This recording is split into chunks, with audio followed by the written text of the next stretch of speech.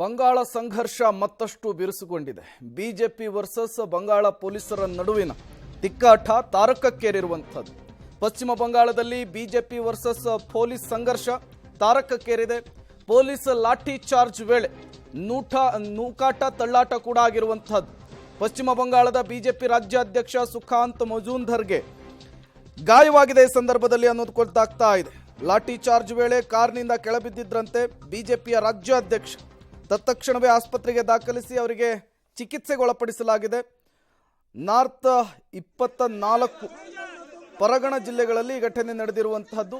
TMC ನಾಯಕರಿಂದ ಕಾರ್ಯಕರ್ತೆಗೆ ಲೈಂಗಿಕ ದೌರ್ಜನ್ಯ ಆರೋಪದ ಹಿನ್ನೆಲೆಯಲ್ಲಿ ದೊಡ್ಡ ಮಟ್ಟದ ಪ್ರತಿಭಟನೆಗೆ ಬಿಜೆಪಿ ಮುಂದಾಗಿತ್ತು. ಈ ಪ್ರಕರಣವನ್ನು ಖಂಡಿಸಿ ಪ್ರತಿಭಟನೆಗೆ ಮುಂದಾದಂತಹ ಬಿಜೆಪಿ ಕಾರ್ಯಕರ್ತರನ್ನು ನಿಯಂತ್ರಿಸಲಿಕ್ಕೆ ಪೊಲೀಸರು ಮುಂದಾಗ್ತಾರೆ. ಈ ಸಂದರ್ಭದಲ್ಲಿ ಪೊಲೀಸರು ಮತ್ತು ಬಿಜೆಪಿ ಕಾರ್ಯಕರ್ತರ ನಡುವೆ ನೂಕಾಟ ತಳ್ಳಾಟ ಉಂಟಾಗುತ್ತೆ. ಪರಿಸ್ಥಿತಿ ಉದ್ವಿಗ್ನಗೊಳ್ಳುತ್ತೆ. ಇದರಲ್ಲಿ ಬಿಜೆಪಿಯ ರಾಜ್ಯಾಧ್ಯಕ್ಷರು ಗಾಯಗೊಂಡಿದ್ದಾರೆ.